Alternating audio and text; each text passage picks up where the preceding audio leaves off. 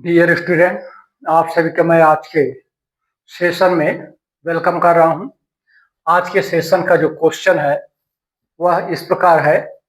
मिलान कीजिए, match the column से related question है।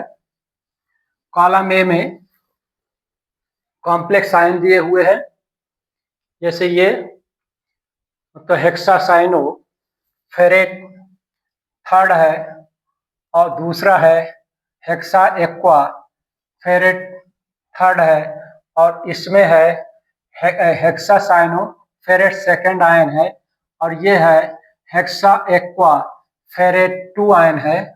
और कॉलम बी में इनके चुंबकीय आघूर्ण मैग्नेटिक मोमेंट की वैल्यू दी हुई है, जैसे 5.92 bm, दूसरा है 00 bm, तीसरा है 490 bm और फोर्थ है 1.73 bm। और इन दिए हुए कॉलम को प्रॉपर वे में मैच करना है, ट्रू वे में मैच करना है। तो ऐसे क्वेश्चन को सॉल्व करने के लिए डियर स्टूडेंट ट्रिक अपनाई जाती है, क्योंकि JEE नीट की एग्जाम में इतना समय नहीं रहता कि आप इनको डिटेल से देखें। जो ट्रिक मैं आप सभी को बता रहा हूँ उस ट्रिक की हेल्प लेकर अगर ऐसे प्रश्नों को सॉल्व करेंगे, अभी आयन में है, अगर पूरा कंपाउंड रहे, कोऑर्डिनेटेड कंपाउंड रहे, तो उसमें भी ये ट्रिक अप्लाई की जा सकती है। अप्लाई करके सही आंसर दे सकते हैं। तो पहले सबसे पहले मैं आपको शॉर्ट ट्रिक बताता हूं।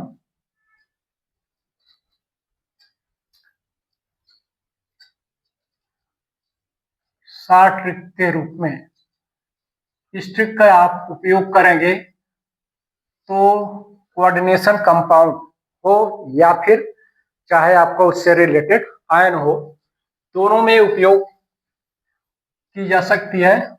और इससे रिलेटेड जो मैग्नेटिक मोमेंट है उसकी वैल्यू निकाल सकते हैं। तो शॉर्ट ट्रिक में पहला पॉइंट यह है कि कॉम्प्लेक्स कंपाउंड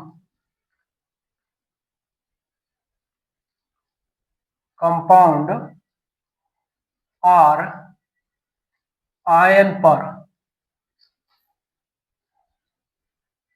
लगे आवेश, जो उस पर आवेश लिखा रहता है, लगे आवेश को केंद्रीय परमाणु, जैसे इनमें केंद्रीय परमाणु सब में ऐसी है, परमाणु के एटॉमिक नंबर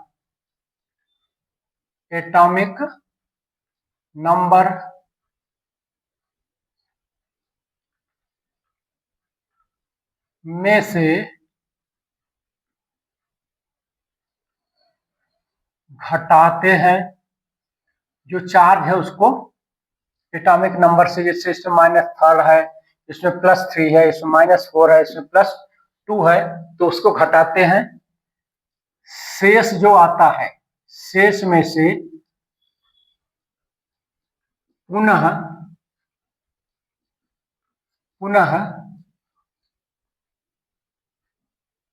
18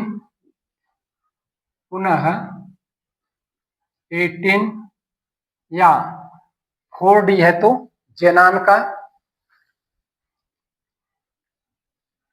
इसको ऐसा करके पुनः 3D के लिए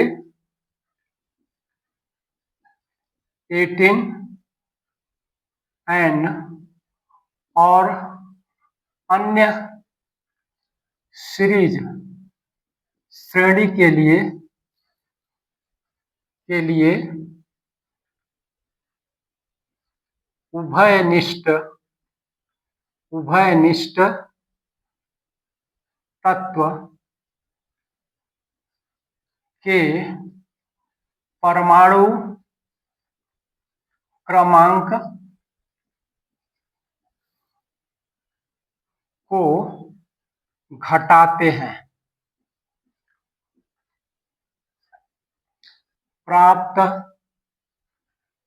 प्राप्त संख्या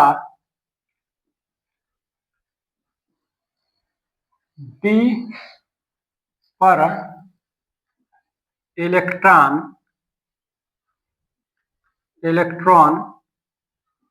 के बराबर होगी। इसको आप अभी एग्जाम्पल लेके जब इधर देखेंगे तब आपको समझ में आ जाएगी बात क्या है। पहला पॉइंट। दूसरा पॉइंट है, यदि केंद्रीय परमाणु से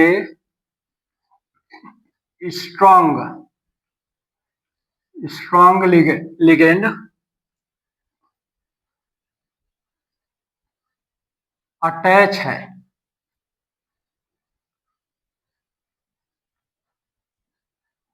हो, तब डी कक्षक में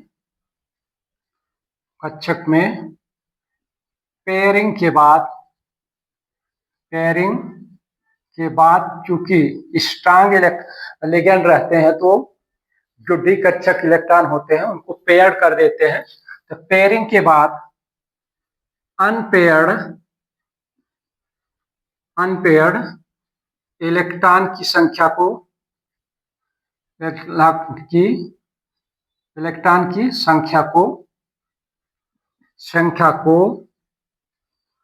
ज्ञात करेंगे।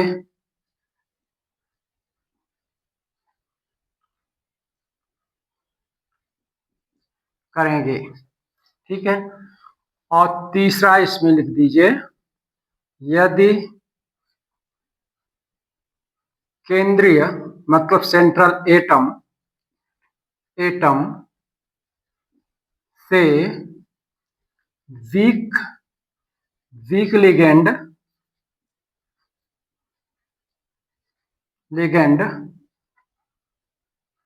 अटैच्ड हैं, तब पेयरिंग नहीं होगी। तब पेयरिंग नहीं होती डी कक्षकों के इलेक्ट्रॉन की, और जो डी पर कक्षा यहां निकाले थे वही संख्या अनपेयर्ड इलेक्ट्रॉन की होगी। ठीक है। ये 2-3 शॉर्ट नोट है। फर्स्ट चीज तो आप ये पहला ये पढ़े समझे कि कॉम्प्लेक्स कंपाउंड हो चाहे आयन, जैसे यहां पर आयन दिया हुआ है, इनमें केंद्रीय परमाणु Fe है। इससे रिलेटेड लिगेंड फर्स्ट वाले में साइनाइड है, थर्ड वाले में H2O, फिर थर्ड वाले में साइनाइड है और फोर्थ वाले में H2 है। तो इसमें से सबसे पहले केंद्रीय परमाणु पर जो आवेश लगा है उस आवेश को केंद्रीय परमाणु के इससे एटॉमिक नंबर से अपन क्या करते हैं, घटाते हैं। फिर घटाने के बाद क्या है, जो आंसर आता है उसमें से 3D श्रेणी का एलिमेंट है Fe, तो उसमें 18 घटा देते हैं। अगर 4D का रहे तो फिर जेनान का घटाएंगे एटॉमिक नंबर, और यदि आगे वाली श्रेणी का है तो उसमें आगे वाले किसी इनर्ट गैस के तत्व का परमाणु क्रमांक को घटाएंगे। इस तरह से ये जो शॉर्ट ट्रिक है चलती है। तो फर्स्ट जैसे एग्जांपल इसको लेते हैं। पहला एग्जांपल है क्या है, FeCN6 पर 3- चार्ज है। तो इस आयन में Fe सेंट्रल एटम है, तो Fe का जो परमाणु क्रमांक होता है, Fe का परमाणु क्रमांक 26 होता है। तो फर्स्ट पॉइंट के अनुसार कॉम्प्लेक्स कंपाउंड या आयन पर लगे आवेश को केंद्रीय परमाणु के एटॉमिक नंबर से घटाते हैं। तो 26 - 3, चूंकि जो आयरन होता है वो 3D श्रेणी का एलिमेंट होता है, और 3D श्रेणी के एलिमेंट में आर्गन एलिमेंट का और जो इलेक्ट्रॉनिक विन्यास होता है वो कॉमन चलता है, इसलिए इसमें से क्या कर देंगे, माइनस और घटा देंगे।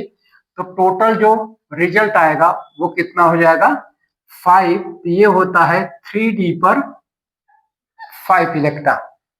तो डी पर इलेक्ट्रॉनों की संख्या कितनी हो जाएगी, 5 हो जाएगी। इस तरह से इस आयन में। अब 3d5 चूंकि इसमें Cn स्ट्रांग लिगेंड है तो पेयरिंग होगी, डी कक्षकों की इलेक्ट्रॉन की पेयरिंग होगी, यहां पर पेयरिंग होगी। और पेयरिंग होने के बाद अब डी कक्षक में जो इलेक्ट्रॉन होते हैं कैसे होते हैं, इस तरह से 5d ऑर्बिटल होते हैं, 1 2 3 4, ठीक है। तो पेयरिंग कितनी हो जाएगी, फर्स्ट में इस तरह से, अब एक इलेक्ट्रॉन बचा, ये इस तरह से हो जाएगा। तो जो नॉन पेयर्ड अनपेयर्ड इलेक्ट्रॉन इसमें, इसके लिए क्या हो जाएगा, अनपेयर्ड इलेक्ट्रॉन, अनपेयर्ड इलेक्ट्रॉन क्या हो जाएगा, 1 हो जाएगा, ठीक है। क्योंकि 2 पेयर्ड हो गए, 4 इलेक्ट्रॉन पेयर्ड हो गए, तो अनपेयर्ड इलेक्ट्रॉन की संख्या कितनी हो गई, 1 हो गई। अब इसके लिए मतलब कि इस आयन के लिए जो मैग्नेटिक मोमेंट होगा वो क्या होगा, ये सूत्र है n प्लस का 2, तो n की वैल्यू कहाँ हो गई, ये बराबर होता है n, तो बराबर √1 प्लस का 2, ये इक्वल हो जाएगा √3। √3 का मान क्या होता है, बराबर 1.73 होता है, और इसकी इस तरह से 1.73 Vm, पहले वाले की क्या हो जाएगी 1.3 Vm हो जाएगा। ये इसका पहले वाला इधर 4 से रिलेटेड हो गया। ठीक इसी प्रकार डियर स्टूडेंट दूसरे वाले का देखते हैं। दूसरा वाला जो है आयन, इसको मिटा देते हैं। सेकंड आयन FeH2O हेक्सा पर 3+ चार्ज है। तो Fe क्योंकि सब में Fe है तो 26, फर्स्ट पॉइंट के अनुसार 26 में से कितना चार्ज 3 को घटाते हैं, क्योंकि Fe 3d श्रेणी का ट्रांजिशन एलिमेंट है, इसलिए इसमें से 18 पुनः माइनस करेंगे तो ये आ जाएगा इलेक्ट्रॉन की संख्या d पर 3d पर 5 हो जाएगी, ठीक है।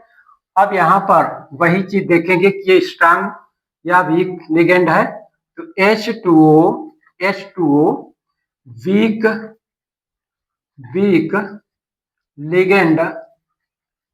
लिगेंड है, अतः पेयरिंग नहीं होगी। तब n बराबर क्या हो जाएगा, यहाँ पर 5 हो जाएगा। तो इसके लिए मतलब Fe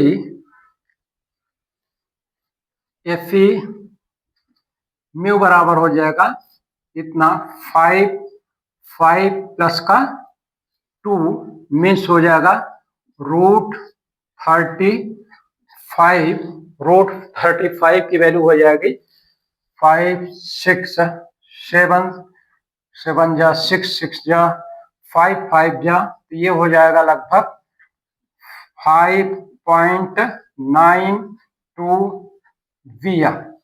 तो सेकेंड आयन के लिए हेक्सा एक्वा फेरेट, थर्ड के लिए जो मैग्नेटिक मोमेंट की वैल्यू हो जाएगी वो 5.92 हो जाएगी।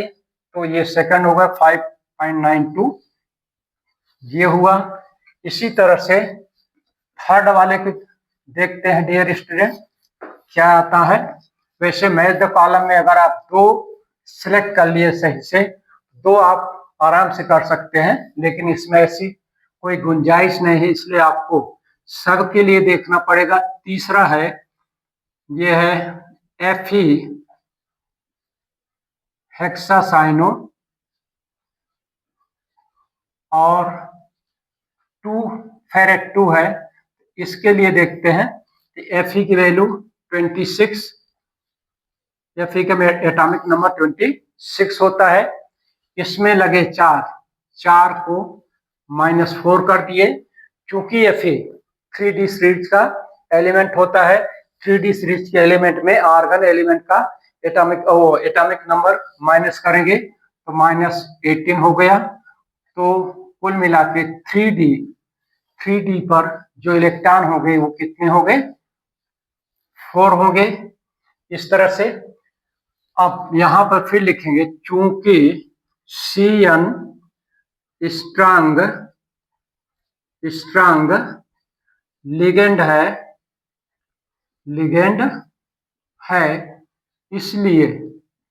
इसलिए क्या होगा? पेयरिंग होगी, इसके इलेक्ट्रॉन पेयर हो जाएंगे। पेयरिंग इस तरह से आप, हालांकि आपके पास समय उस समय नहीं, तो आप शार्ट में रफ में इस तरह से जल्दी करेंगे। तो 2 electron, total number of electron 4 है, इसलिए n बराबर क्या हो गया? यहाँ पर 0 हो गया। इसके लिए चौथा का कनेक्ट 2 से हो गया। बचा वाला पोर्शन आप सीधे आप कनेक्ट कर दीजिए और डियर स्टूडेंट ये आपका आंसर आ गया। तो आंसर में first A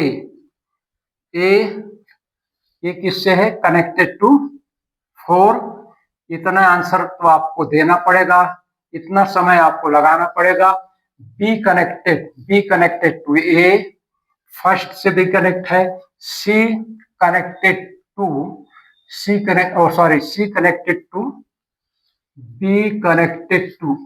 first, C connected to second and D connected to 3। तो डी का जो कनेक्शन है वो किससे है? 3 से है। इस तरह से इस क्वेश्चन का आंसर ये होगा डियर स्टूडेंट। ऑप्शन में सही आंसर ये होगा। तो मुझे आशा है कि ऐसे क्वेश्चन के सॉल्व करने का जो कॉन्सेप्शन है आपको डियर स्टूडेंट समझ में आ गया होगा। इस पॉइंट को अगर आप अपने माइंड में रखेंगे तो ऐसे प्रश्नों का आंसर आप इजीली कर लेंगे। तो सीधा थोड़ा सा आपको टाइम देना पड़ेगा, धीरे धीरे कर लेंगे तो राइट आंसर करके आएंगे। नेक्स्ट वीडियो में आप सभी के लिए एक नए क्वेश्चन के आंसर के साथ इंटरेक्ट करूंगा। धन्यवाद।